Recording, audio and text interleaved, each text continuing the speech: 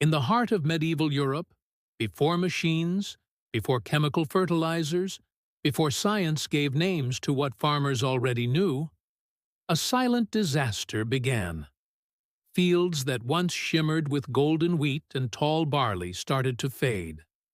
The stalks grew thinner, the soil hardened, and every harvest seemed smaller than the one before. For people who lived by the rhythm of the land, this wasn't just bad luck. It was survival slipping away. But then came an unlikely savior. Something born not from the soil, but from fire.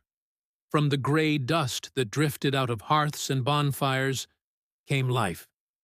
It started almost by accident. Every winter, villagers across Europe burned wood to survive the cold. And as the flames died, they left behind a fine gray powder. Useless, or so it seemed. But observant farmers noticed something strange. Wherever the ash from their hearths had been dumped, grass grew greener and crops stood taller. What first looked like coincidence soon became a pattern. The same dead fields that once refused to grow could suddenly breathe again. After a sprinkle of ash, so began one of the most overlooked revolutions in agricultural history. Ash dressing. The medieval farmer didn't know about pH levels, or nutrient cycles, or potassium. But through centuries of careful observation, they uncovered truths science would later prove. When wood burns, it doesn't just vanish, it transforms. The minerals that trees gather from deep underground, potassium, calcium, magnesium, all remain in the ash. And when that ash is spread across tired, acidic soil, it revives it. It raises the pH, neutralizing the acidity that had poisoned the earth over generations. Suddenly, the soil could breathe again. Tiny, unseen life, bacteria, fungi, earthworms, returned. And when the soil came back to life, the harvests did too. Across medieval Europe, from the windswept farms of Scotland to the vineyards of France, ash dressing became a trusted ritual. Each winter, villagers collected their hearth ash, gray treasure stored in barrels or bins beside their homes.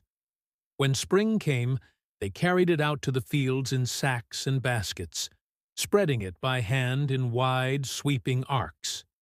Children joined in, walking behind their parents, watching the white dust settle like a soft snowfall over the land. To them, it wasn't science. It was just how the world worked. Feed the fire, and the fire feeds the earth. But this wasn't just a medieval trick. Even the ancient Romans wrote about using ash to sweeten the soil for their vineyards. The Norse settlers carried the same habit to the rocky farmlands of Scandinavia. Every culture that worked the land and used fire eventually found this truth. What we burn doesn't have to be lost. It can return as nourishment. By the Middle Ages, ash dressing was so common that folk proverbs were built around it. In England, they said, "Ashes in February, worth a load of dung." A simple saying, but behind it, generations of knowledge passed down through smoke and soil. Medieval farmers didn't have laboratories, they had patience. They learned through trial what modern scientists would one day measure. On sandy soils, ash worked wonders. The earth loosened, crops flourished. On heavy clay, the effect was slower, but steady. Too little ash, and the soil barely changed. Too much, and the ground could become overly alkaline, harming the crops. Balance, that was the secret. They mixed ash into the top layer of earth before the spring rains, ensuring the nutrients sank deep rather than washing away. In orchards, farmers drew perfect circles of ash around their fruit trees, feeding the roots that fed their families. Nothing was wasted, not even what fire left behind. In the medieval world, fire wasn't only a destroyer, it was a renewer.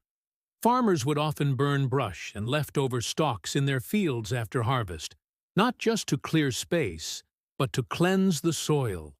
The flames killed pests, weed seeds, and disease, leaving behind a fresh layer of mineral-rich ash. Today we'd call it controlled burning. Back then, it was just common sense. Every spark carried both destruction and rebirth.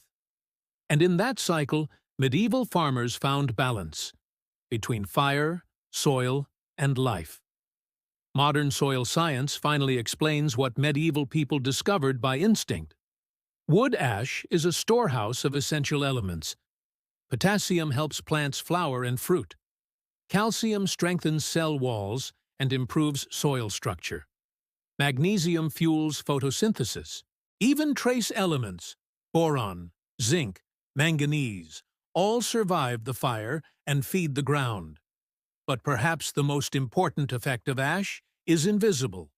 It brings back the soil as living community.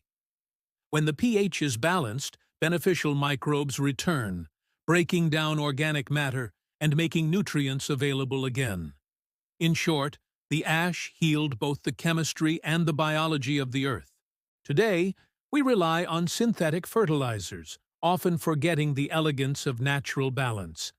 But the principles of ash dressing still work. In a home garden, a small handful of pure wood ash, sprinkled and mixed gently into the soil, can do wonders. Tomatoes, beans, and root vegetables love it. Lawns grow greener, clover returns, and even the smell of the soil grows richer. But as the old farmers knew, knowledge matters. Ash from treated or painted wood should never touch the earth. And acid-loving plants like blueberries or potatoes fare poorly if the soil turns too sweet. It's all about respect for the soil, the fire, and the limits between them. When you think about it, medieval ash dressing is more than an agricultural trick. It's a symbol. It shows that renewal often rises from what seems destroyed. The same fire that consumed their wood gave birth to next year's harvest. In a way, every glowing hearth was part of a greater cycle. Warmth in winter, fertility in spring.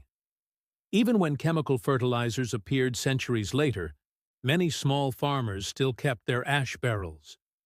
Because some wisdom doesn't fade, it just waits for rediscovery. What stands out about this ancient practice is its beauty in simplicity.